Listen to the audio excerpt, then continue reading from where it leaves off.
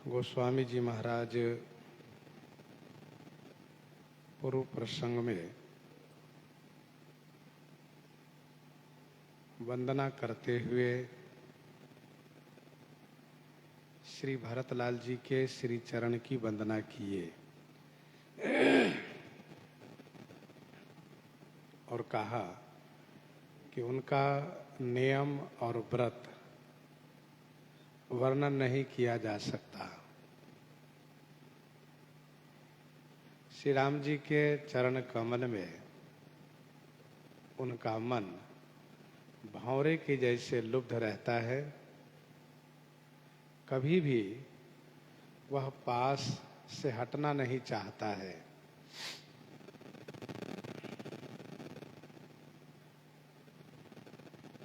प्राकृतिक भंवरा कमल से अलग हो भी जाता है, लेकिन श्री भरतलाल जी के मन रूपी भंवरा कभी अलग नहीं होना चाहता है।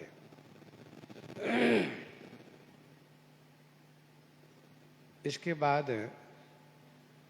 श्री लक्ष्मण जी के चरण कमल की वंदना गोस्वामी जी किए। उन्होंने कहा कि मैं श्री लक्ष्मण जी के चरण कमल की वंदना करता हूं। श्री लक्ष्मण जी कैसे हैं? तो कहा वह शीतल हैं, स्वभाव से शीतल हैं, शरीर से सुभग माने सुंदर हैं और क्रिया में भक्तों को सुख देने वाले हैं। श्री राम जी की कीर्ति यह पताका है। विमल कीर्ति विमल पताका है। उस पताका को ऊंचा करने में, पताका को फहराने में, पताका को दूर तक दिखाई देने के लिए श्री लक्ष्मण जी का जस डंडे के समान हुआ है। दंड समान भयउ जस जाका।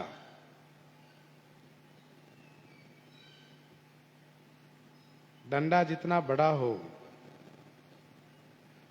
ध्वजा का दर्शन उतना ही अधिक दूर से होता है। डंडे की मजबूती से ध्वजा कभी झुकती नहीं है। श्री लक्ष्मण जी का जस श्री राम जी की कीर्ति पताका फहराने में हमेशा सहायक रहा है। कभी भी श्री राम जी की कीर्ति पताका को झुकने नहीं दिया, गिरने नहीं दिया।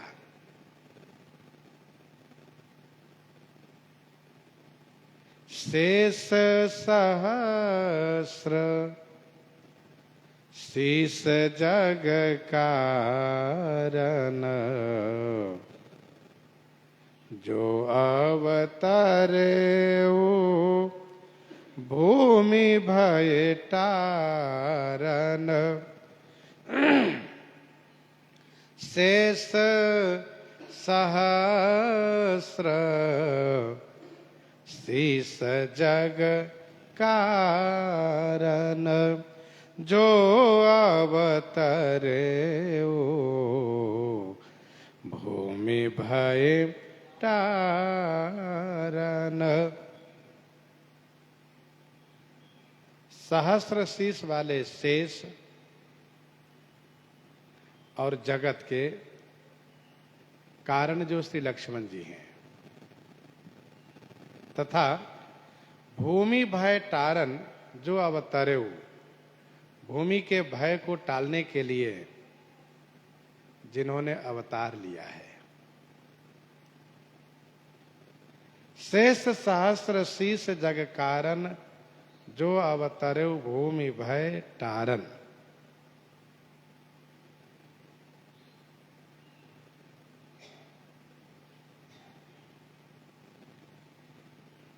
गोस्वामी जी यहाँ पर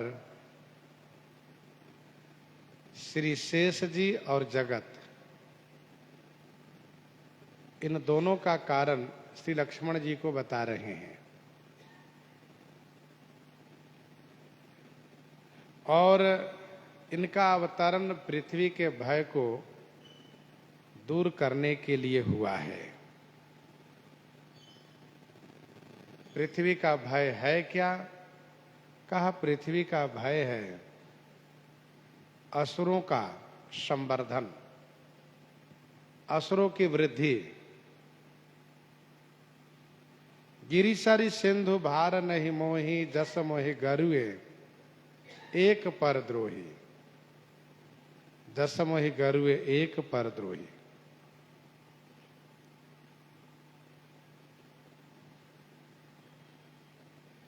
यद्यपि श्री लक्ष्मण जी को कुछ टीकाकार संत महापुरुषगण शेष जी का अवतार मानते हैं, फिर भी गोस्वामी जी ने ऐसा विशेषण रखा है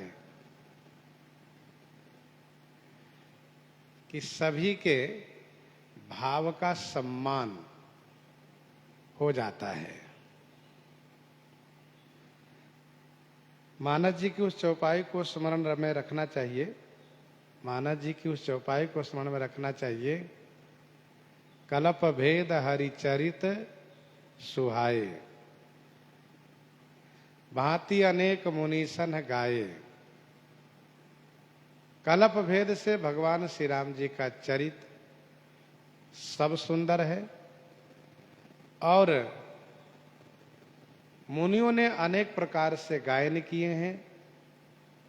मुनि लोग सत्यवादी होते हैं, ऋषि लोग सत्यवाचा होते हैं। जो उन्होंने कहा है सब ठीक है, सब सत्य है।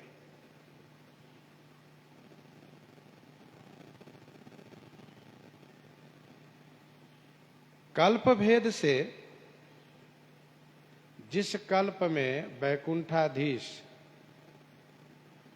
व क्षीर शाही भगवान श्रीमन नारायण श्री राम रूप में अवतरित होते हैं, तब शेष जी ही श्री लक्ष्मण जी के रूप में अवतरित होते हैं। यह सत्य है।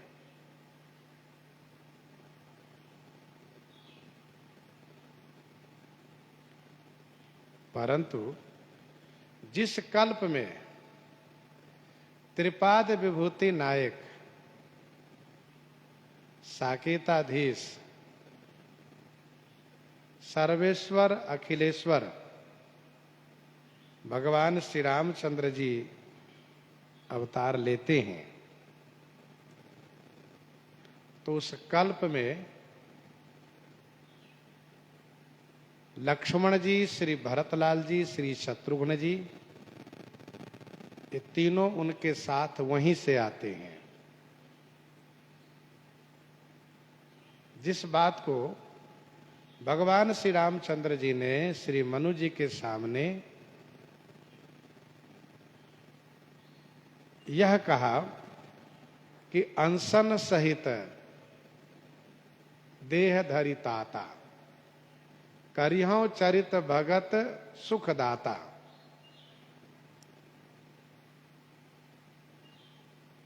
देवताओं से कहा कि अनशन सहित मनुज अवतारा, लइहौ दिनकर वंश उदारा।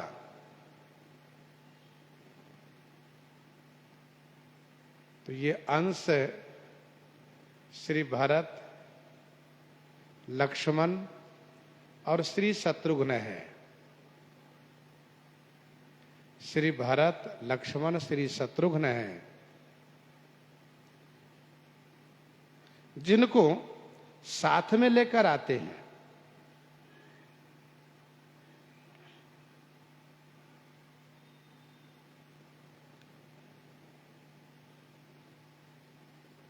श्री लक्ष्मण जी उस वक्त जब श्री राम जी धनुष तोड़ने के लिए तैयार होते हैं, तब शेष ही नहीं अपितु कच्छप और वाराह सबको आदेश देते हैं, दिग्गजों को आदेश देते हैं। दिशि कुंजरहु कमठ अहि कोला, धरहु धरनि धरि धीर न डोला, राम चाहि शंकर धनु तोरा, होहु सजग सुनि आयसु मोरा। श्री लक्ष्मण जी कहते हैं कि यह मेरा आदेश है। तो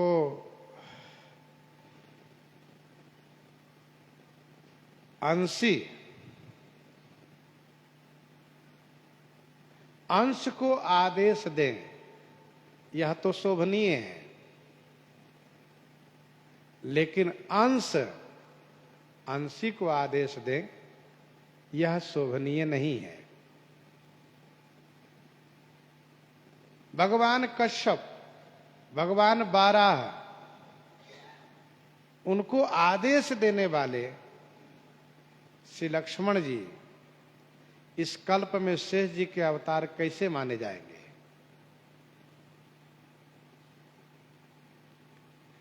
भगवान श्री रामचंद्र जी श्री लक्ष्मण जी को कहते हैं, तुम कृतांत भक्षक सुर त्राता,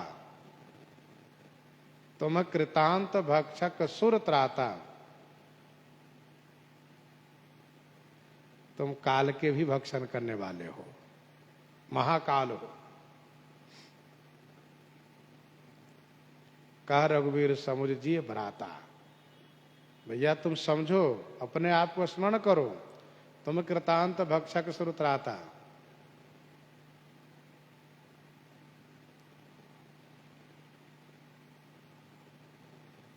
देवता लोग कहते हैं, जय अनंत जय जगदाधारा, जय अनंत जय जगदाधारा, तुम प्रभु सब देवन निस्तारा।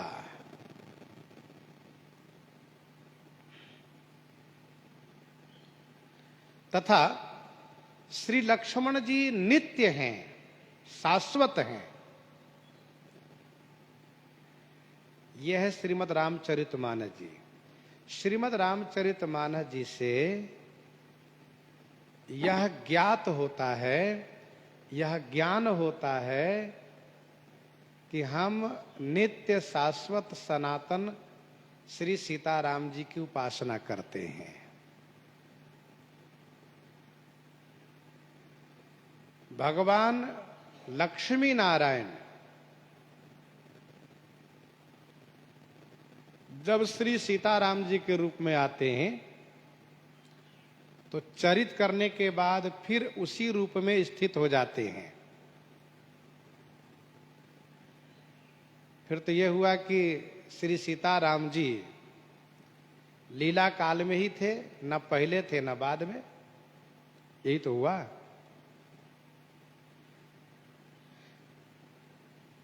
तो भगवान विष्णु लक्ष्मी जब भगवान विष्णु और श्री लक्ष्मी जी जब श्री सीताराम जी के रूप में अवतार लेते हैं तो अवतार कार्य पूरा होने के बाद अपने स्वरूप में पुनः प्रतिष्ठित हो जाते हैं।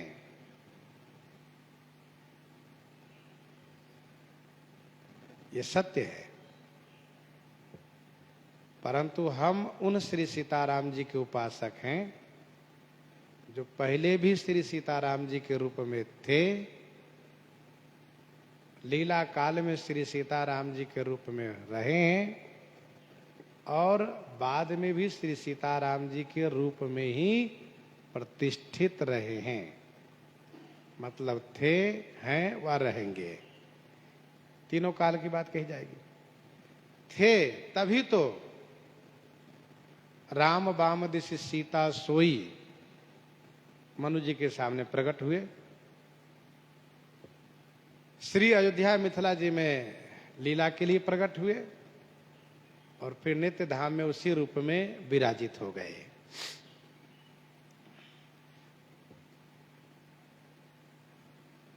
श्री सीताराम जी के साथ साथ हम लोग श्री लक्ष्मण जी की उपासना करते हैं।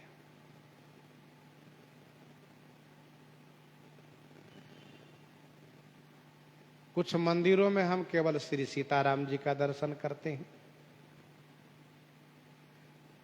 कुछ मंदिरों में हम लोग श्री सीताराम जी के साथ लक्ष्मण जी का दर्शन करते हैं।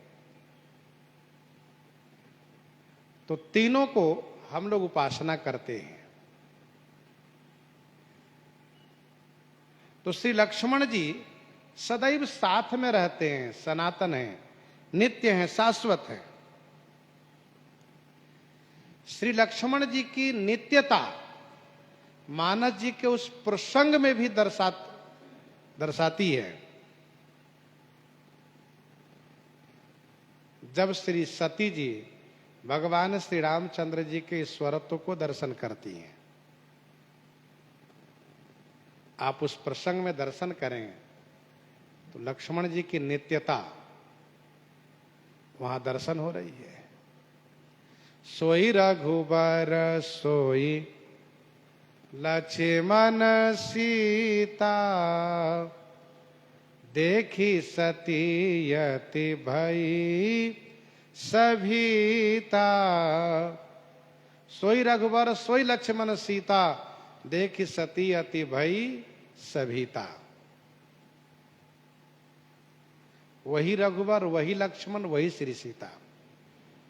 बाकी औरों में वही नहीं है, औरों में परिवर्तन है, लेकिन इन तीनों में कोई परिवर्तन नहीं, तीनों एक जैसे हैं।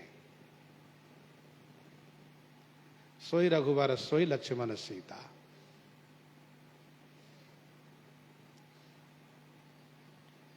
औरों में परिवर्तन है कहाँ? हाँ, सती विधात्री इंदिरा, देखी अमित अनूप, जय जय वेश आजादी सुरा, तेहि तेहि तन अनुरूप, तेहि तेहि तन अनुरूप। तो श्री लक्ष्मण जी नित्य हैं। गोस्वामी जी यहां पर कहते हैं, शेष सहस्र शीश जग कारण, जो अवतरु भूमि भय तारन।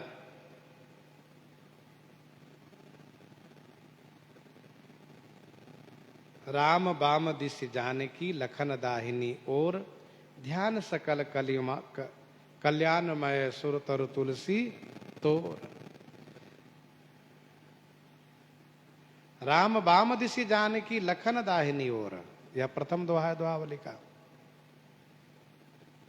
ध्यान सकल कल्याणमय सुर तरु तुलसी तोर।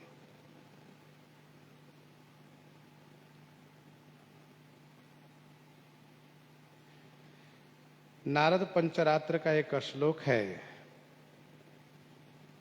वेदांत भूषण पंडित साकेतवासी स्वामी राम कुमार दास जी महाराज ने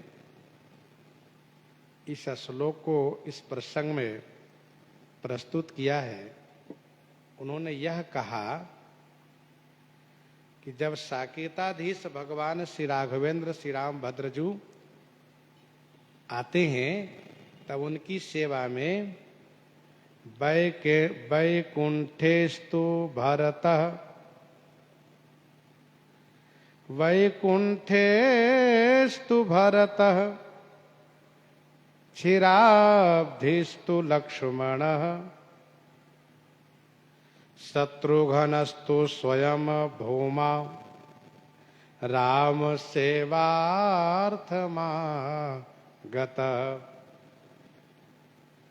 वैकुंठेस्तु भरतः, वैकुंठाधिपति श्री भरत होते हैं। क्षीराब्धिस्तु लक्ष्मणः, क्षीरसाई श्रीमन नारायण श्री लक्ष्मण जी होते हैं। और शत्रुघ्नस्तु स्वयं भूमा, वह भूमा पुरुष जिनकी चर्चा श्रीमद् भागवत महापुराण में की गई है, जहां भगवान श्री कृष्ण अर्जुन पहुंचे हैं, तो वह श्री भूमा पुरुष श्री शत्रुघ्न के रूप में आए हैं।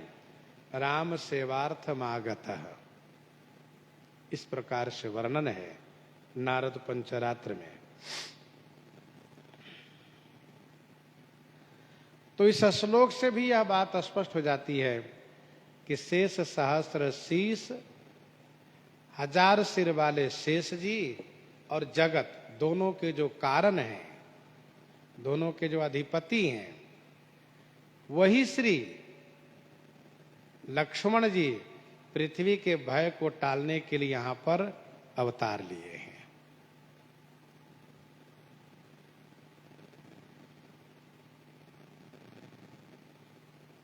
जो अवतरो भूमि भय तारन, हमारे गुरुजी महाराज कहा करते थे कि श्री लक्ष्मण जी की नित्यता को समझनी चाहिए। हमारे यहां वैष्णव जगत में श्री लक्ष्मण जी की उपासना श्री सीताराम जी के साथ की जाती है, इसलिए श्री लक्ष्मण जी सदैव श्री लक्ष्मण जी के रूप में ही रहते हैं, नित्य धाम में भी, यहां भी।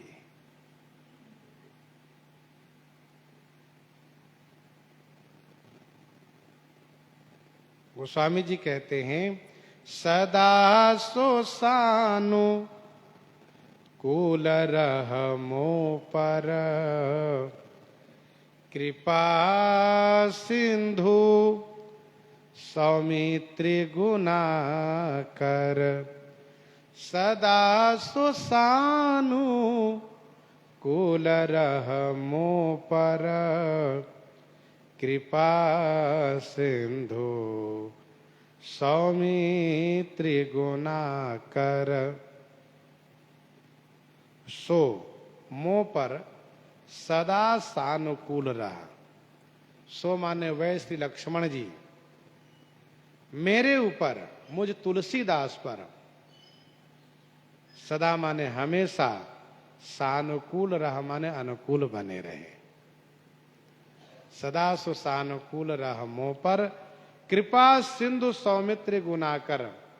जो कृपा के सिंधु माने कृपा के सागर हैं, सौमित्री माने श्री सुमित्रा नंदन है, और गुनाकर माने गुण की खान है, गुणों की खानी है।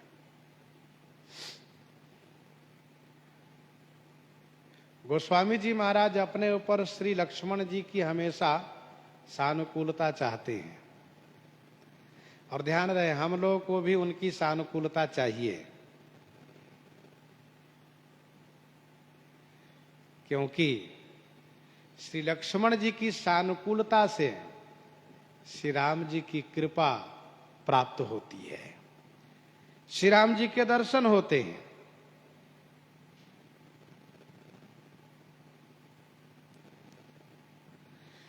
कृपा सिंधु यह अवतार के कारण है। सौमित्री श्री सुमित्रा जी का यह सौभाग्य है कि श्री लक्ष्मण शत्रुघ्न जैसे उनके पुत्र हुए हैं। एक भगवतानुरागी, दूसरे भागवतानुरागी। भारतीय इतिहास में 3 माता का नाम आता है, उनमें से एक नाम है श्री सुमित्रा जी का, दूसरा नाम है श्री मंदालसा जी का, तीसरा नाम है श्री सुनीति जी का। श्री सुमित्रा वैसे यथा नाम तथा गुण इनमें है, सुमित्रा नाम है जो सुंदर मित्रवत काम करे। सुंदर मित्र का मतलब होता है जो परमार्थ पक्ष की बात रख करके और परमार्थ पथ पर चला करके कल्याण के भाजन बना दे, ये सुंदर मित्र का कर्तव्य होता है। तो श्री सुमित्रा और दूसरी श्री मंदालसा है, और तीसरी श्री सुनीति जो ध्रुव की माता है, मंदालसा अलर्क की माता है। तो कहने का अभिप्राय यह है कि इन माताओं ने अपनी संतान को भगवान से जोड़ा है। इन माताओं का यह सिद्धांत था कि मेरे गर्भ में निवास करने वाला जीव फिर किसी और के गर्भ में वास ना करें, यह भगवान के सानिध्य में निवास करें, भगवान की सेवा करें, भगवान की भक्ति करें। यह इन तीनों माताओं का संकल्प था। सौमित्री गुणाकर माने सद्गुणों की खान, लक्षण धाम राम प्रिय, सकल जगत आधार, गुरु वशिष्ठ ते ही राखा, लक्ष्मण नाम उदार। लक्षण धाम, सुलक्षणों के धाम है श्री लक्ष्मण जी, शुभ लक्षणों के धाम है। और शुभ लक्षण क्या होता है? सबसे बड़ा शुभ लक्षण यह है कि श्री राम जी के चरणों में अनुरक्त हो जाना, श्री राम जी की भक्ति करना, यह सबसे बड़ा लक्षण, सुंदर लक्षण है। सांसारिक चाहे जितना बड़ा गुण प्राप्त हो, उत्कर्ष प्राप्त हो, और यदि भजन भक्ति से दूर है तो वह कुलक्षण ही है, सुलक्षण नहीं है वह। तो कृपा सिंधु सौमित्र गुणाकर, गोस्वामी श्री तुलसीदास जी महाराज श्री लक्ष्मण जी की वंदना करने में 4 चौपाई लिखे हैं।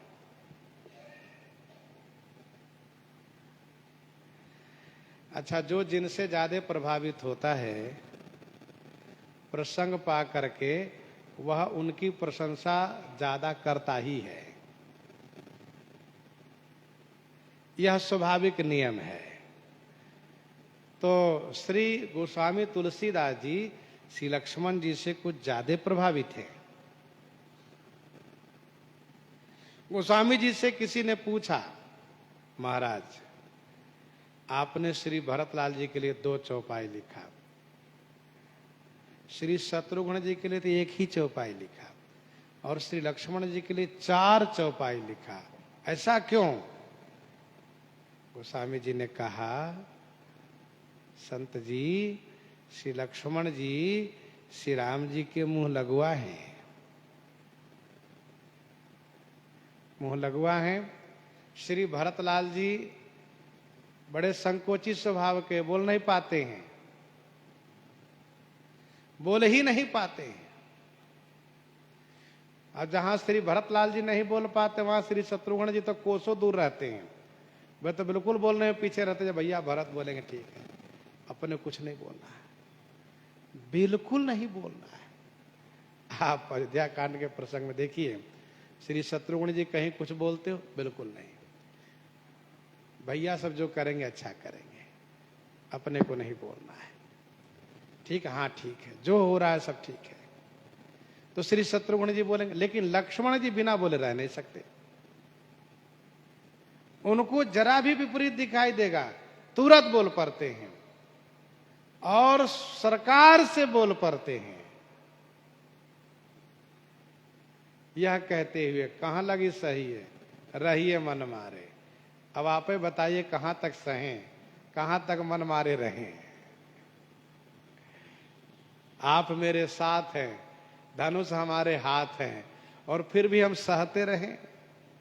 ये है श्री लक्ष्मण जी का स्वभाव, मुंह लगवा बोलेंगे जहां उनको गलत विपरीत दिखेगा। अब सरकार सुमंत्र जी से अनुनय विनय कर रहे हैं, समझा रहे हैं, लक्ष्मण जी तुरंत बोल उठते हैं, लखन कहे कछु बचन कठोर, कुछ तो बोले हैं। तो कहने का भाव यह है कि श्री राम जी के मुंह लगवा है। गोस्वामी जी से किसी ने पूछा, महाराज मुंह लगवा है तो आप इतने प्रभावित क्यों हैं? कह रहे भैया तुम नहीं जानते हो, मुंह लगवा है यही तो उनकी विशेषता है। जब हम उनके सन्मुख होंगे और हमारे दोषों को देखते हुए श्री राम जी हमें स्वीकार करना नहीं चाहेंगे, तो श्री लक्ष्मण जी तुरंत हमारी ओर से सिफारिश करेंगे, कहेंगे सरकार ये तुलसीदास है जिन्होंने आपकी भक्ति को बहुत प्रचार किया है, जिन्होंने आपके नाम को बहुत जाप किया है, तो सरकार को मानना पड़ेगा लक्ष्मण ठीक कह रहा है। तो इसीलिए गोस्वामी जी ने श्री लक्ष्मण जी के लिए 4 चौपाई में रखा। इसका प्रमाण है विनय पत्रिका 279 पद में। गोस्वामी श्री तुलसीदास जी महाराज ने कलिकाल से त्रस्त होकर के श्री हनुमान जी के कहने पर एक पत्र लिखा, और पत्र कोई छोटा मोटा पत्र नहीं था, वह बहुत बड़ा पत्र था, कई पन्नों का पत्र था, और उसका नाम है विनय पत्रिका। श्री हनुमान जी ने कहा पत्र आप लिखिए। पत्र वहां पहुंचे दरबार में, फिर हम लोग आपकी सिफारिश करेंगे। तो गोस्वामी तुलसीदास जी महाराज सबसे प्रार्थना करते हुए और सरकार के पास एक बहुत बड़ा पत्र लिख करके भेजते हैं। वह पत्र श्री राम जी के दरबार में पहुंचता है। गोस्वामी श्री तुलसीदास जी महाराज ध्यान मुद्रा में बैठे हैं, देख रहे हैं मेरा पत्र दरबार में पहुंच गया है, लेकिन मेरे पत्र को अनुमोदन करने वाले कोई दिख नहीं रहे हैं। गोस्वामी जी ने हनुमान जी की ओर देखा। हनुमान जी ने कहा धीरज रखो, पत्र आ गया है, अभी बात बनेगी। अच्छा, श्री भरतलाल जी की ओर देखा। भरतलाल जी ने कहा हम तो चाहते हैं, लेकिन आप जानते ही हो कि हम थोड़ा बोलने में संकोच करते हैं, बोल नहीं पाएंगे जल्दी। अच्छा, श्री शत्रुघ्न जी की ओर देखा, कहा महाराज हम तो बिल्कुल नहीं बोल पाते हैं। लक्ष्मण जी की ओर देखा गोस्वामी जी ने, लक्ष्मण जी ने कहा घबराओ न, मैं अभी कहता हूं। गोस्वामी जी ने कहा मारुति मन रुचि भरत की लखी, मारुति मन रुचि भरत की लखी, लखन कही है। लक्ष्मण जी ने तुरंत कहा सरकार एक निवेदन है। सरकार ने कहा लक्ष्मण बोलिए। श्री लक्ष्मण जी ने कहा कलिकाल हूं नाथ नाम सो, प्रतीति प्रीति एक किंकर की निवही है। अरे भैया वह किंकर कौन है? कहा सरकार वह किंकर है तुलसीदास। सभा के सभी लोगों ने, श्री भरत शत्रुघ्न श्री हनुमान जी, वहां उपस्थित सभी दरबारियों ने कहा हाँ महाराज लक्ष्मण जी ठीक कह रहे हैं, प्रतीति प्रीति एक किंकर की निवही है और वे श्री तुलसीदास है। तो सरकार ने हंसते हुए कहा बिल्कुल ठीक कह रहे हो भैया लक्ष्मण, हमने भी सुधि ली है, मुझे मालूम है। गोस्वामी जी महाराज बड़े ही आनंदित हो उठे और लक्ष्मण जी के चरणों में बार बार वंदन प्रणाम किए। हमारी प्रार्थना श्री रघुनाथ जी के पास जो पहुंचा दें, हम उनके कृतज्ञ हैं, हम उनके आभारी हैं, उनके ऋणी हैं। इस भाव से गोस्वामी श्री तुलसीदास जी महाराज श्री लक्ष्मण जी के लिए 4 चौपाई प्रस्तुत किए कि सदा सोसानो कुल रहमो पर, कृपा सिंधु सौमित्री गुना कर। श्री लक्ष्मण जी के जीवन में एक बड़ी विशेषता ये रही है, श्री राम जी से दूर इनको नहीं रहना पड़ा कभी भी। कभी कभी ऐसा लगा कि दूर रहना पड़ेगा, लेकिन ऐसा नहीं हुआ। पारिवारिक रिश्ते में यदि हम ठीक से विचार करके देखें तो बहुत निकटतम के स्नेही से भी व्यवहारिक जगत को निर्वहन करने में, कार्य क्षेत्र में अलग अलग रहना पड़ता है। हमेशा साथ में रहें ये संभव नहीं हो पाता है, चाहे जो जितना अधिक प्रिय हो। लेकिन श्री लक्ष्मण जी का सौभाग्य है कि 12 ते निज हित पति जानी, लक्ष्मण राम चरण रति मानी। बालापन से ही सरकार जिस समय पालने में खेलते थे, पालने में झूलते थे, उस समय से लक्ष्मण जी को पास में रखा। एक समय वह आया जब लगा कि श्री लक्ष्मण जी अलग हो जाएंगे, इनको अलग होकर रहना पड़ेगा। महर्षि विश्वामित्र जी महाराज ने श्री राम जी को लेने के लिए आए, लेकिन उस वक्त लक्ष्मण जी को आनंद हुआ, प्रसन्नता हुई कि महर्षि ने अनुज समेत देहु रघुनाथा कहा। तो अनुज का मतलब लक्ष्मण जी समझ लिए मेरा ही नंबर लगेगा और कोई नहीं, मैं जाऊंगा, ऐसा कहा। क्योंकि रामानुज मैं कहलाता हूं और श्री भरत शत्रुघ्न कहा भरतानुज है श्री शत्रुघ्न। श्री भरत को ले जा कहे नहीं, श्री भरतलाल जी रामानुज नहीं कहलाते हैं, रामानुज तो लक्ष्मण कहलाता, मैं जाऊंगा। खुश हो गए। सबसे कठिन घड़ी उस वक्त आई जब श्री कैकेयी माता ने वरदान मांगा, श्री राम को 14 वर्ष का वनवास। लक्ष्मण जी महाराज को जब सूचना मिली तो वह निराश हो गए, सोचने लगे कि माता श्री सीता जी का तो अधिकार है, वे अर्धांगिनी हैं, वे तो साथ जा सकती हैं, लेकिन मैं कैसे कहूंगा कि मुझे भी साथ में लिए चलिए। परिस्थिति ऐसी है कि घर में श्री भरत और श्री शत्रुघ्न नहीं हैं और पिताजी विवश हैं।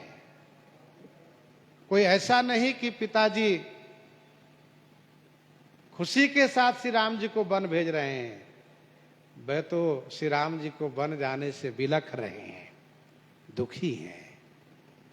कहीं ऐसा न हो कि मेरे प्राणनाथ श्री रघुनाथ जी कह दे भैया लक्ष्मण तुम घर में रह जाओ, फिर मैं क्या कहूंगा, मेरा तो कुछ बस ही नहीं है, मैं भाई हूं, माता श्री सीता जी अर्धांगिनी है उनकी। मन में तमाम प्रकार के तर्क वितर्क कर रहे हैं, कोई बात नहीं है, श्री राम जी मुझे मना कर देंगे ना, रघुनाथ जी कह देंगे भैया लक्ष्मण तुमको मैं नहीं ले जाऊंगा, तुमको यहीं रहना है, ठीक है कह देंगे तो शरीर यही रहेगा, प्राण को भेज दूंगा, मैं जीवित तो नहीं रहूंगा। यह सत्य है कि इनके बिना मैं जीवित नहीं रहूंगा। श्री राम जी ने जब श्री लक्ष्मण जी की ओर देखा,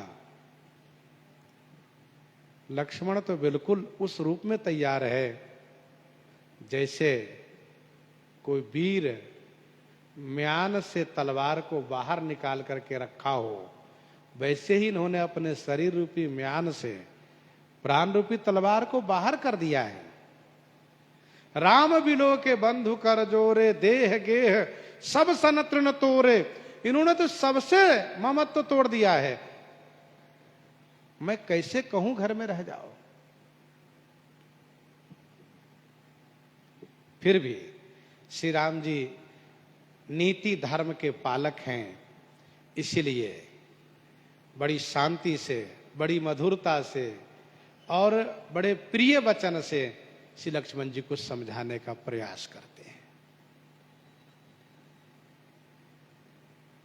सब सुन लेते हैं और इसके बाद श्री लक्ष्मण जी जो बातें कहते हैं सरकार उस पर निरुत्तर हो जाते हैं।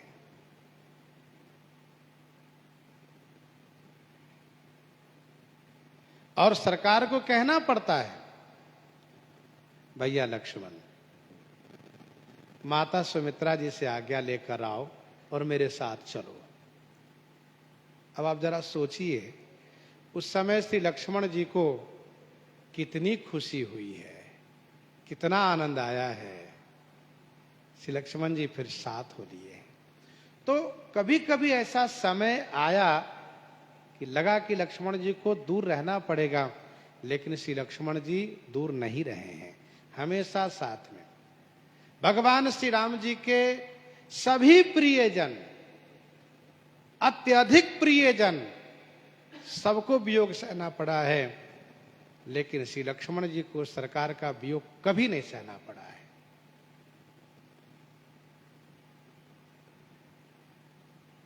बल्कि श्री लक्ष्मण जी मूर्छित अवस्था में आ गए तो सरकार को बहुत कष्ट हुआ। लेकिन श्री लक्ष्मण जी के लिए जीवन में ऐसा नहीं आया कि सरकार इस प्रकार से बेहोशी हो और लक्ष्मण जी महाराज बिलख रहे हो। यह श्री लक्ष्मण जी का सौभाग्य है।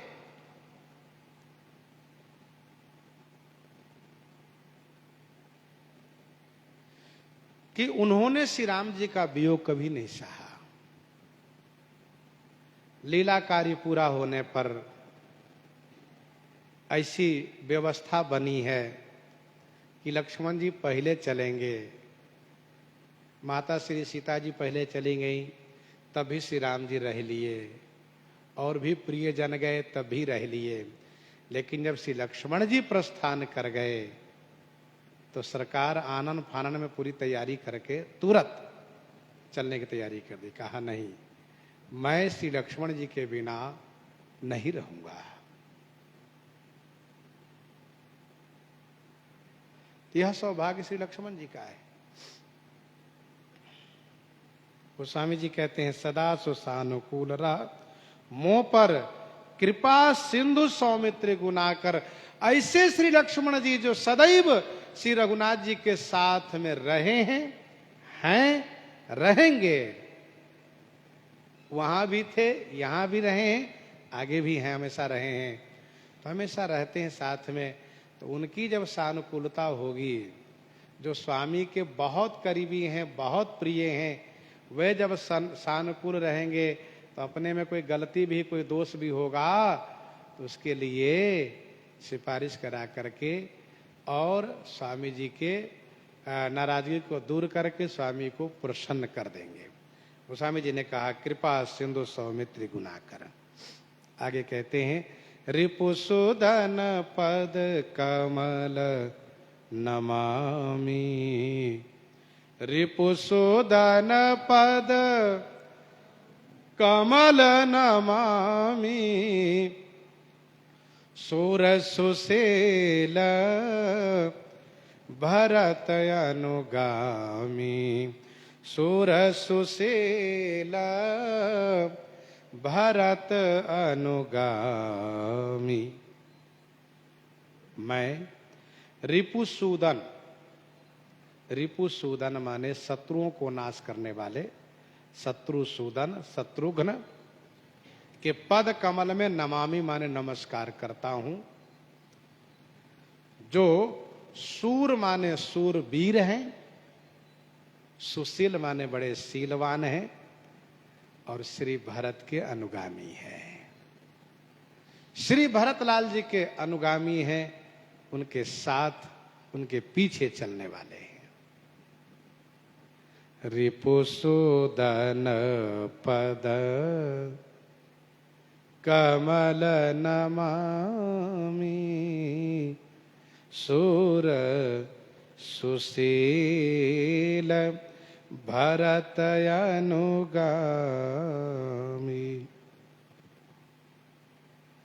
सूर की शोभा होती है शील से। वैसे जिनके पास अधिक बल होता है वह शीलवान बहुत कम होता है, क्योंकि बल का अभिमान होता, मैं हूं। तो जो बहुत बड़े बलवान होते हैं वे कम ही विनम्र हो पाते हैं, और विनम्र हो जाए तो उनकी वीरता की शोभा हो जाती है। सूर सुशील, जहां सूरता हो, वीरता हो, और साथ साथ सुशीलता हो, विनम्र हो। भाई जो सूर होता है वो अकड़ के खड़ा होता है, अकड़ के चलता है और अकड़ के बोलता है। लेकिन वह सूर जो वीर भी हो और जिनका नेत्र नम्र हो और मधुरता के साथ बोले, तो ऐसे श्री शत्रुघ्न जी हैं। सूर हैं, सुशील हैं। और ध्यान दीजिएगा, शील गुण कैसे आता है? शील गुण आता है गुरुजनों की सेवा करने से, महापुरुषों की सेवा करने से। अपने आप को केवल बड़े बन के रहने से शील गुण कभी नहीं आ सकता। शील की मिल बिनु बुध सेवकाई। जो बड़ों की सेवा करता हो, गुरुजनों की सेवा करता हो, डांट फटकार सुनता हो, सहता हो, वही शीलवान हो जाता है उनके आशीर्वाद से, उनकी कृपा से। गोस्वामी जी ने कहा शील के मिल बिनु बुध सेवकाई। देखो सेवा धर्म सबसे कठिन है, सेवा धर्म सबसे कठिन है। सेवा धर्म परम गहनो योगी नामप्य गम्य। सेवा धर्म इतना कठिन है कि योगी के लिए भी अगम है। रावण ने कहा मैं सब काम कर सकता हूं लेकिन सेवा धर्म मुझसे नहीं बनेगा। वही है भजन न तामस देहा। मुझसे भजन नहीं हो सकता, मुझसे काम जितना बड़ा बड़ा करवा लो, समर कर सकता हूं, युद्ध कर सकता हूं, बड़े से बड़े कार्य कर दिखा सकता हूं, लेकिन मैं विनम्र हो करके महाराज महाराज स्वामी जी कह करके सेवा करूं, ये मेरे बस की बात नहीं है। वही है भजन न तामस देहा। भजन का मतलब भज सेवायाम, सेवा नहीं कर सकता रावण। पर ध्यान रहे जो सेवा करता है वह महान बन जाता है।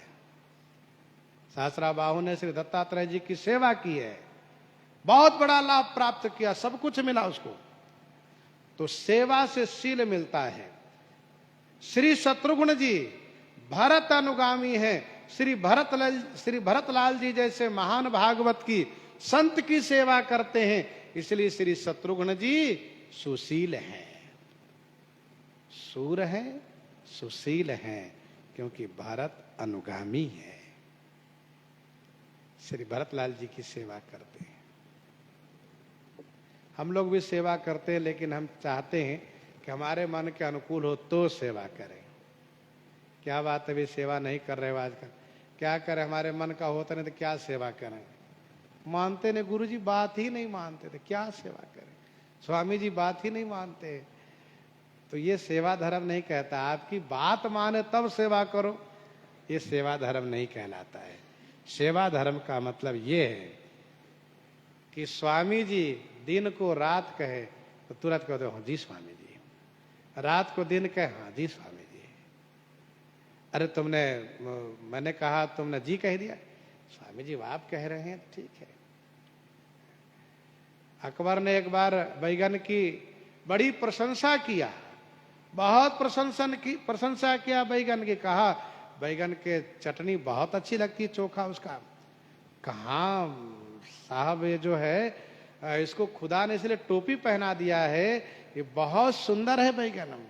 दूसरे दिन बैगन खाने से उसको सर्दी हो गई, थोड़ा नुकसान हुआ उसको, तो उसने बैगन की बुराई करना शुरू किया। तो अकबर ने बुराई किया तो बीरबल ने भी बहुत विस्तार से बैगन की बुराई कर दिया। तो बादशाह ने कहा तुम तो कल बहुत बड़ाई कर रहे थे, आज बुराई करते हो। तो बीरबल ने कहा हम आपके सेवक हैं, बैगन के सेवक नहीं है। आप जिसको अच्छा कहेंगे हम भी उसको अच्छा कहेंगे, आप जिसको बुरा कहेंगे हम भी उसको बुरा कहेंगे। तो सेवा धर्म में मन के अनुकूल नहीं, बल्कि यह है कि स्वामी के मन के अनुकूल होना चाहिए, तब सेवा धर्म का निर्वाह होता है। तो सूर सुशील भरत अनुगामी, रिपु सूदन पद कमल नमामि। जाके सुमिरन तेरी पुनासा, जाके सुमिरन तेरी पुनासा, नाम शत्रुघ्न वेद प्रकाशा। नाम शत्रुघ्न वेद प्रकाशा, शत्रुघ्न नाम है इनका। कल्प भेद से श्री लक्ष्मण शत्रुघ्न श्री कैकेयी पुत्र भले कहे गए हो, परंतु मानस जी के कल्प से श्री लक्ष्मण शत्रुघ्न दोनों जुड़वा भाई हैं, दोनों श्री सुमित्रा नंदन हैं।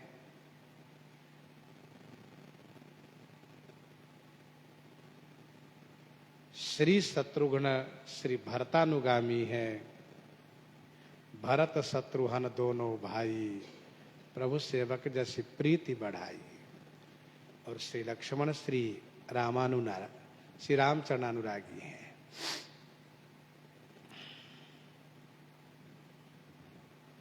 तीनों भाइयों की वंदना करने के बाद अब कहते हैं, महावीर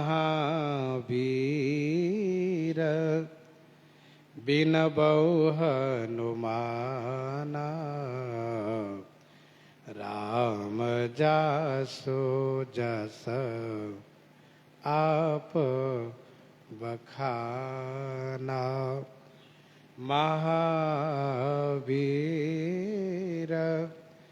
बिनबऊ हनुमाना, राम जासो जस आप बखाना। महावीर बिनबऊ हनुमाना, राम जासु जस आप बखाना।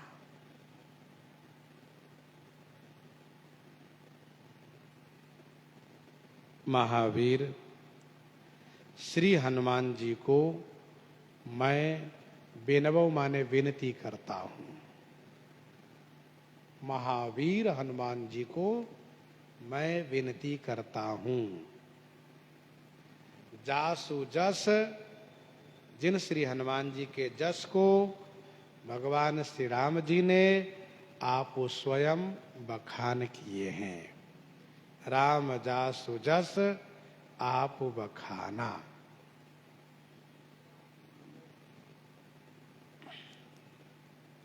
महावीर बिनबऊ हनुमाना, राम जासु जस आप बखाना।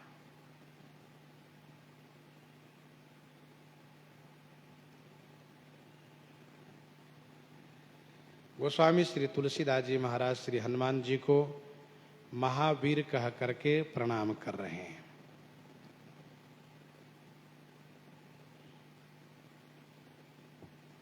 श्री हनुमान जी महावीर हैं।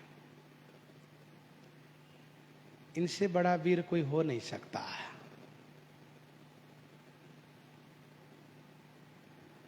क्यों? क्योंकि इन्होंने भगवान श्री राम जी को अपने हृदय में बसा रखा है।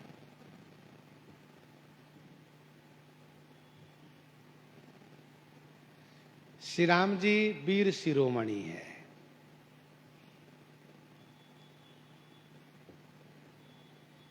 वीर शिरोमणि है श्री राम जी। उन वीर शिरोमणि को श्री हनुमान जी ने अपने हृदय में रखा है, इसलिए श्री हनुमान जी महावीर हैं। सुंदर कांड की कथा में, लंका कांड की कथा में इनकी वीरता की बहुत सुंदर सुंदर गाथा गाई गई है।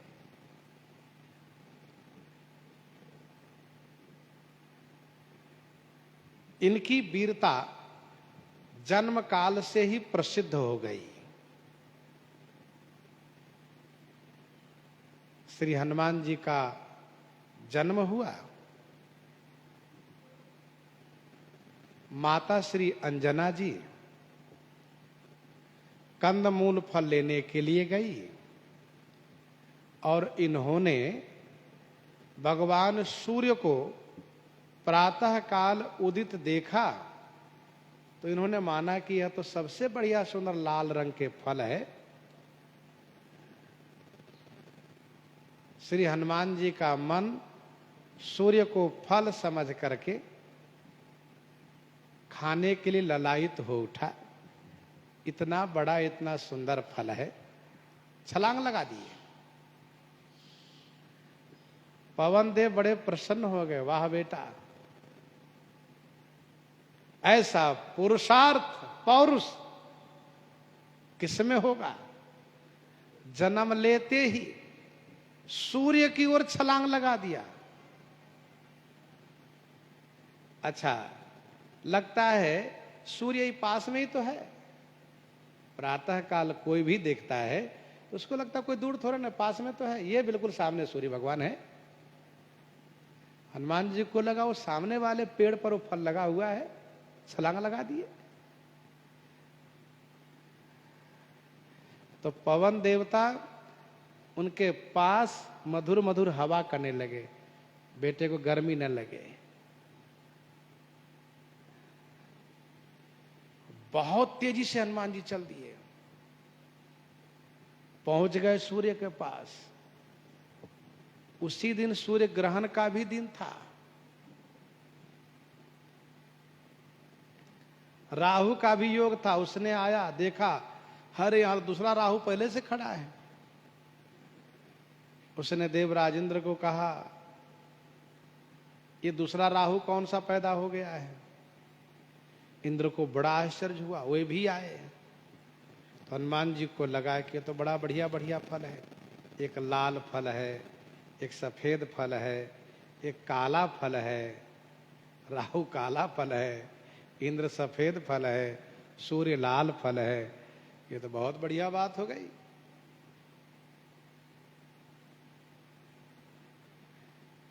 बाल समय रवि भक्षी लियो, तब तीन ही लोक भयो अंधियारो। अब अंधेरा हो गया। काला फल की ओर जैसे ही हनुमान जी आगे बढ़े झपटने के लिए, तैसे भागा। इंद्र को बुरा लगा, उसने तुरंत वज्र का प्रयोग कर दिया। कहा इंद्र का वज्र, और हनुमान जी की ठोड़ी, थोड़ी सी ठोड़ी दब गई, मूर्छित हो गए। पवन देव ने उनको गोदी में रखा और अपनी गति को रोका। देवताओं में हाहाकार मचा। श्री ब्रह्मा जी को आगे करके सब पवन देवता के पास आए। ब्रह्मा जी ने सबको बताया, ये अंजनी नंदन पवन पुत्र है। ध्यान दीजिए, ये आप सबको आगे चल करके बंदी खाने से मुक्त कराएंगे, बहुत बड़ा सुख देंगे।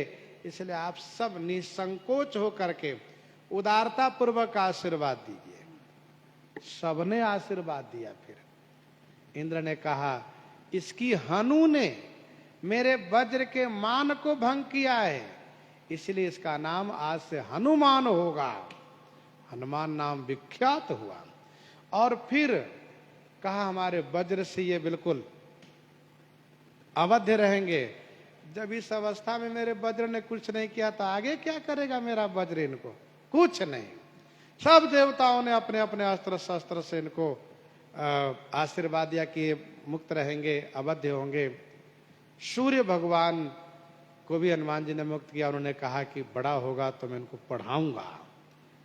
तो इत्यादि सब देवता लोग आशीर्वाद दिए, इतना आशीर्वाद दिए, इतना आशीर्वाद दिए कि हनुमान जी का छोटा सा शरीर आशीर्वाद का स्वरूप हो गया, आशीर्वाद का विग्रह हो गया। यह है महावीर हनुमान जी महाराज। आगे चल करके बाल लीला में, अब बाल लीला है तो बाल लीला तो नटखट होती ही है। तो थोड़ी चंचलता से क्षुब्ध होकर के ऋषियों ने इनके बल को विस्मृत होने के लिए श्राप दिया। और फिर यह कहा कि जब वह समय आएगा श्री राम सेवा के लिए, इनको जब याद दिलाया जाएगा तो सब बल स्मरण में हो आएगा। और हनुमान जी महाराज को जब समुद्र किनारे जब श्री जामवंत जी ने जब याद दिलाया, इनको जब याद आया कि राम काज लगी तब अवतारा, और मेरा वो बल पराक्रम सुनता ही भयो पर्वताकारा। बढ़ने लगे ऐसे कि किसी की दृष्टि वहां ठहर नहीं पाई। कनक भूधराकार शरीरा, समर भयंकर अति बल वीरा। ऐसा विशाल पर्वताकार शरीर प्रकट हुआ। कहने का भाव यह है, ये है श्री हनुमान जी महाराज महावीर। कुछ लोग कहते हैं हनुमान जी महाराज श्री रामचरितमानस जी कथा में कहीं गदा आदि से किसी को मारते नहीं दिखाई दिए। अरे भैया, श्री हनुमान जी महाराज श्रीमद् रामचरितमानस जी कथा में मुक्का से ही सबको काम तमाम करे, तो क्या जरूरत है गदा आदि से प्रहार करने की? गदा उनका हथियार है, लेकिन मानस जी की कथा में तो कोई इनकी मुक्का कोई सहन नहीं कर पा रहा है। तो जो मुक्का न सह पावे उनके ऊपर डंडा चलाने की क्या आवश्यकता है, गदा चलाने की क्या आवश्यकता है? अब आप देखिए, मुठिका एक महाकपि हनी, लंकनी जो बहुत अपने आप को बलशालिनी मानती हैं। हनुमान जी महाराज ने मुठिका एक महाकपि हानि, तो रुधिर बमत धरनी धनमणि, धनमणि लुढ़क गई। आई कथा आपको मालूम है। और फिर इसके बाद वहीं पर अशोक वाटिका में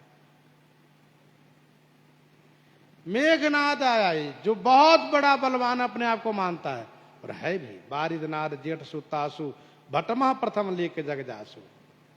उसको हनुमान जी महाराज मुठिका मारी चढ़ा तरु जाइए, ताही एक क्षण मूर्छाई, पड़ा रह गया बेचारा भूमि पर। रावण, कुंभकर्ण जैसा बलवान, मुठिका एक ताही कपि मारा, परव शैल जन वज्र प्रहारा। मूर्छा गई बहुरी सो जागा, कपिबल विपुल सराहन लागा। रावण सोचा कि इनको प्रशंसा करके और इनको प्रभावित करूं। हनुमान जी ने उस प्रशंसा को किनारे कर दिया। कुंभकर्ण जैसे योद्धा, तब मारुत सुत मुठिका हन्यो और परव धरनी व्याकुल सिर धुन्यो। हनुमान जी ने जब कुंभकर्ण को एक मुक्का लगाया, बेचारा वो भी गिर गया।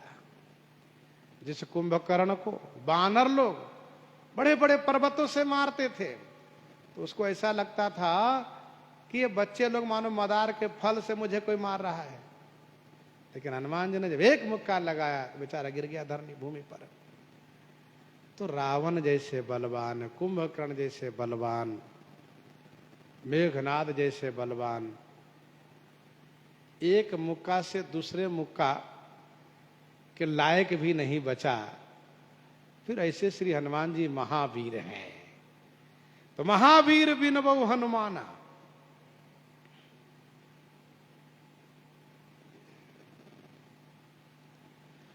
और युद्ध काल में हनुमान जी तो ऐसे युद्ध किए कि हाथी न सो हाथी मारे, घोड़े घोड़े सो संघारे। हनुमान जी एक हाथी को उठा करके और पटक देते हैं, तो दूसरे तीसरा चौथा पांचवा सब हाथी एक दूसरे से टकराते हुए गिर जाता है। और इनके युद्ध कला देख करके सब ललचाते हैं, अरे वाह। और श्री राम जी इनकी युद्ध कला की भूरी भूरी प्रशंसा करते हैं। कुछ ऐसे राक्षस लोग थे, उन लोगों ने सोचा कि हम तो मर नहीं सकते हैं, चलो हम ही लोग हनुमान जी को मारेंगे। तो आकर के सबने हनुमान जी घेर लिया। हनुमान जी महाराज बुद्धिमताम वरिष्ठम, बलवान भी और बुद्धिमान भी है। सबसे बड़ी बात यह है, बलवान थोड़ा कम बुद्धिमान होते हैं, लेकिन हनुमान जी महाराज बहुत बड़े बुद्धिमान हैं। हनुमान जी ने देखा कि इन सबने तो घेर लिया है। ये लोग सोचते हैं कि हम तो मरेंगे नहीं। अरे मरोगे नहीं, लेकिन तड़पोगे तो जरूर। हनुमान जी ने अपनी पूंछ को बढ़ा करके, बाढ़ी पूंछ की न कपि खेला, सबको अपनी पूंछ में लपेट लिया और लपेट करके उसको कसना शुरू किया। पूंछ में लपेट करके जब कसना शुरू किया, तो सब बेचारे परेशान हो गए। अब क्या दशा हो रही है जरा सोचिए। जब कसा जा रहा हो, पूंछ से कसते जा रहे हैं हनुमान जी महाराज, कसते गए और इसके बाद एकदम से ऊपर उठा दिए, घुमाने लगे। तब तो बेचारे, लेकिन दुर्भाग्य उसका प्राण निकल नहीं सकता, क्योंकि अमरत्व का वरदान है, मर नहीं सकता। मर नहीं सकते हो, तड़प तो सकते हो। अब तड़पना शुरू किया। आकाश की ओर हनुमान जी ने देखा, देवताओं से कहा, देखो भाई आकाश मार्ग खाली रखो। और आकाश में देख करके इसके बाद ढेलमास की भांति पूंछ से घुमा करके सबको आकाश में फेंक दिए। और वह ऐसे बवंडर में जाकर के पहुंच गया कि जहां से कि फिर वापस लौट के नहीं आया। घूमते रहो वहीं, वहां तो खाने को भी नहीं मिलेगा, पीने को भी नहीं मिलेगा, और दुर्भाग्य तुम्हारा कि मर भी नहीं सकते हो, वहीं क्लेशित होते रहो। परे भ्रम बात न भूतल आए। ऐसे श्री हनुमान जी महाराज है। महावीर बिनबऊ हनुमाना, राम जासु जस आप बखाना। जिनके जस को श्री राम जी स्वयं बखान करते हैं,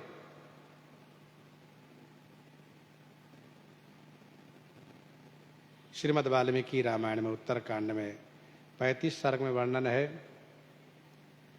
न कालस्य न विष्णोर वित्त पतस्य च, न कालस्य न विष्णोर वित्तपस्य च, तानि कर्माणि सूर्यन्ते यानि युद्धे हनुमतः। न कालस्य न विष्णुर वित्तपस्य, वित्तपस्य माने कुबेर, तानि सर्वाणि तानि कर्माणि सूर्यन्ते यानि युद्धे हनुमंतः। मानस जी में गोस्वामी जी ने लिखा, श्री राम जी कहते हैं, सुनु कपि तो ही समान उपकारी, नहीं को सुर नर मुनि तनुधारी। सुनु कपि तो ही समान उपकारी, नहीं को सुर नर मुनि तनुधारी। प्रति उपकार करो का तोरा, सनमुख होई न सकत मन मोरा। सुनो सुत तो ही पुरी न मैं नाही, देख्यों करी विचार मन माही। इनकी वीरता की गाथा बहुत विस्तार से वर्णित है। हनुमान बाहु 5 में पढ़िए तो गोस्वामी जी ने वहां लिखा, भारत में पारथ के रथ के तु कपिराज, गाजो सुनी कुरुराज दल हल बल भो।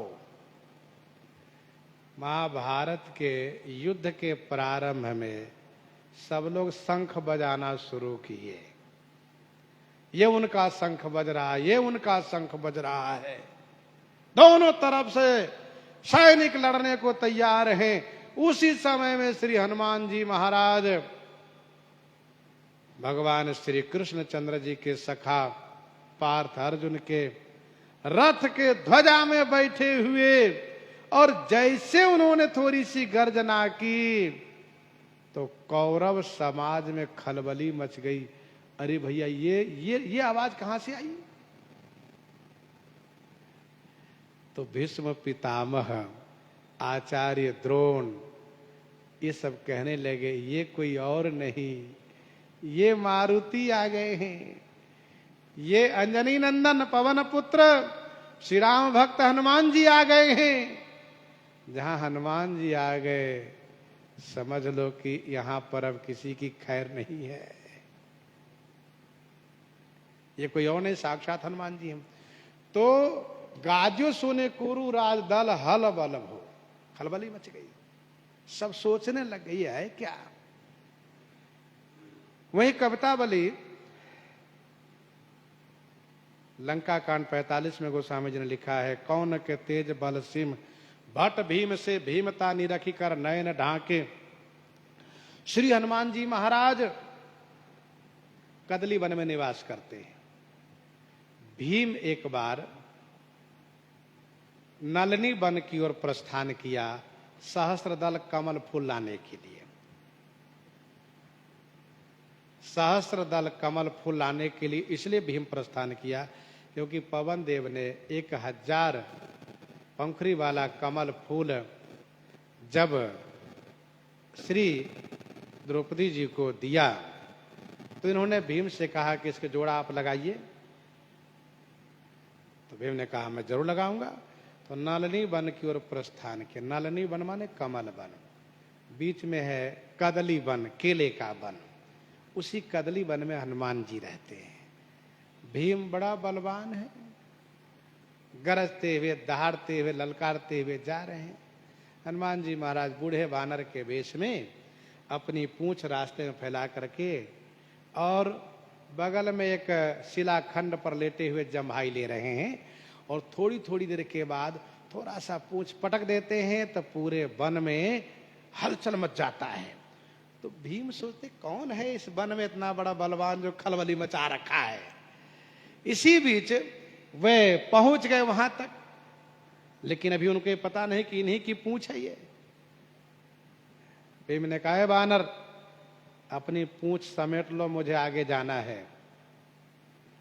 हनुमान जी ने जमाई लेते हुए कहा, सुनो मेरी तबीयत ठीक नहीं है, तुम लांग के चले जाओ। तो भीम ने कहा, वानर हम ऐसा काम नहीं कर सकते, किसी के शरीर को लांघना दोष है। परमात्मा सर्वांग में निवास करते हैं, इसीलिए किसी के शरीर को लांघना ठीक नहीं है, दोष लगता है। तो हनुमान जी मन ही मन सोचने लगे, कुछ है विचारवान, धर्मात्मा तो है, नहीं तो लांघ जाता है। तो हनुमान जी ने कहा, ये काम करो, तुम पूंछ को हटा दो। तो भीम बरबराते हुए रास्ते में पूंछ फैला दिए हो। ये नहीं कि पूंछ जब बीमार हो तो अपना किनारे बैठना चाहिए, रास्ता छोड़ के बैठना चाहिए, लेटना चाहिए। अभी पूंछ सहित उठा के फेंक देता हूं। बड़बड़ाते हुए, थोड़ा चिढ़ते हुए बाईं हाथ से पूंछ को उठाना चाहा, उठा ही नहीं। चौंक गया भीम, क्या बात है, भीम से पूंछ नहीं उठा, लोग क्या कहेंगे, बानर की पूंछ नहीं उठाई से। अरे मैं सोचता था बानर को फेंक दूंगा, पूंछ नहीं उठ रहा है। दोनों हाथ लगाया और पूरी शक्ति लगाया, नहीं उठा पाया। तब उसको याद आया, अरे मैं तो पागल हूं, ये कोई और बानर नहीं हो सकते। हाथ जोड़ लिया, कहा, सुनिए आप अपना स्वरूप का दर्शन दीजिए, और मेरा मन कह रहा है कि आप कोई वानर नहीं, आप वानर राज श्री हनुमान जी हैं, मेरे बड़े भैया हो आप। तो हनुमान जी को हंसी आ गई, और हंसी आ गई तो प्रकट हो गए। भीम ने कहा, मैंने बड़ी प्रशंसा सुनी थी आपकी, आज आपके दर्शन हुए, मेरा सौभाग्य है, मैं तो धन्य हो गया। आपसे एक मेरी प्रार्थना है, सुना है कि आपका बहुत बड़ा रूप है, आपने जिस रूप से समुद्र लंघन किया था, लंका जलाई थी, आप कृपा करके वह रूप मुझे दिखा देंगे तो मुझे बड़ा आनंद आ जाएगा। हनुमान जी ने कहा, भीम वह रूप बहुत विकराल है, नहीं देख पाओगे। कहा, नहीं नहीं मेरी इच्छा है भैया, दिखा दीजिए। अब संबंध में, रिश्ते में छोटा भाई है, वो भी पवन पुत्र, ये भी पवन पुत्र, अच्छा ठीक है, भाई का दुलार रखते हुए हनुमान जी ने कहा, ठीक है, मैं जो रूप उस समय धारण किया था वह मैं बढ़ाता हूं, नहीं देख पाना तो आवाज लगा देना। हनुमान जी महाराज अपने स्वरूप को जब प्रकट किए तो भीम देखता गया, देखता गया, देखता गया, बहुत देखता गया। जब दिखाई देना बंद हो गया, नहीं देख पा रहा, तब बड़ी जोर से आवाज लगाया, भैया मैं नहीं देख पा रहा हूं। झट से हनुमान जी छोटे हो गए। भीम बड़ा गदगद हो गया और प्रसन्न होकर के भीम ने कहा, हमारी एक प्रार्थना है आपसे। कहा, क्या? युद्ध होने वाला है, निश्चय हो चुका युद्ध होगा, क्योंकि वो दुष्ट लोग हैं, मानने वाले हैं नहीं। तो आप यदि हमारे साथ हो जाएंगे तो हमारी जीत निश्चय हो जाएगी। श्री हनुमान जी ने कहा, आपकी जीत तो निश्चय है, क्योंकि भगवान श्री कृष्ण चंद्र जी आपके साथ में हैं। कहा, वो तो है, बिल्कुल सही बात है, पर आप भी रहें तो और आनंद आ जाएगा। तो हनुमान जी ने कहा, सुनो, तब त्रेता की भूमि थी, उस समय के वे राक्षस लोग थे, मेरी गर्जना को, मेरी ललकार को लोग सह लेते थे। इस समय में वह भूमि नहीं है, द्वापर की भूमि है। इस समय के वह मजबूत हृदय वाला योद्धा नहीं है। एक बार मैं थोड़ा गरज दूंगा, बेचारे वही उलट जाएंगे, मर जाएंगे, युद्ध ही नहीं हो पाएगा। भीम ने कहा, तो बहुत बढ़िया बात है। कहा, नहीं नहीं, युद्ध का मतलब बराबर का हो, ये अच्छी बात नहीं है। भीम ने कहा, हमारी इच्छा है कि आप चलें। हनुमान जी ने कहा, ठीक है, ऐसी बात है तो चलो आएंगे, और अर्जुन के रथ के ध्वजा में मैं रहूंगा, और तुम लोग जब गर्जन करोगे थोड़ा सा मैं भी मिला दूंगा, उतने में तुम्हारा काम बन जाएगा। कहा, ठीक है, इतनी कृपा हो जाए। तो हनुमान जी महाराज अपनी उस महावीरता का परिचय महाभारत के युद्ध में भी दिए। जब कर्ण बाण मारता था, अर्जुन का रथ थोड़ा सा पीछा होता था। अर्जुन बाण मारते थे तो कर्ण का रथ बहुत पीछे चला जाता था। तो भगवान श्री कृष्ण चंद्र जी कर्ण की बड़ाई करते थे तो अर्जुन को ईर्ष्या होती थी।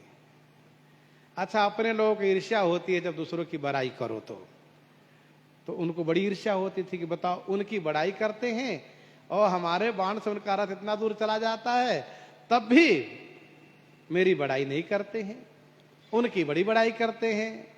कर्ण इतना बड़ा बलवान है, ऐसा वीर है, तो इनको ईर्ष्या होती। तो भगवान श्री कृष्ण चंद्र जी जान गए कि इनको ईर्ष्या हो रही है, तो श्री हनुमान जी से कहा, मारुति थोड़ी देर के लिए आप ध्वजा से ऊपर हो जाइए,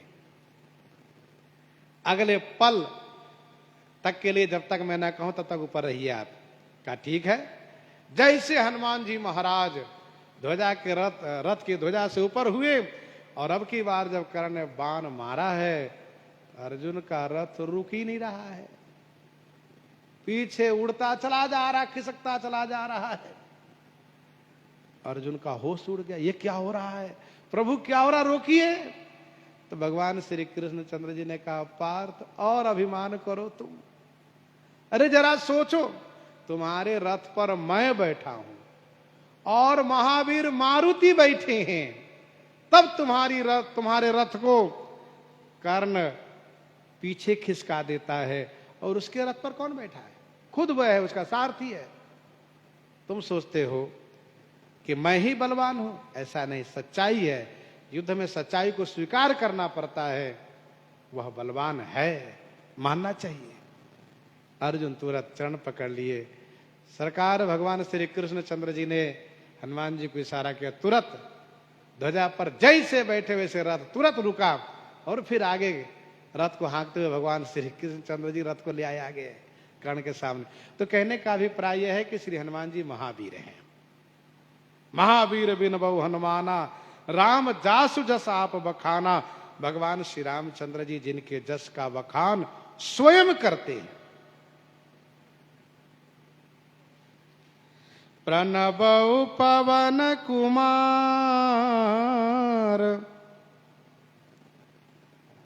खलवन पावक ज्ञान घन। जासु हृदय आगार, बसहि राम सरचाप धर।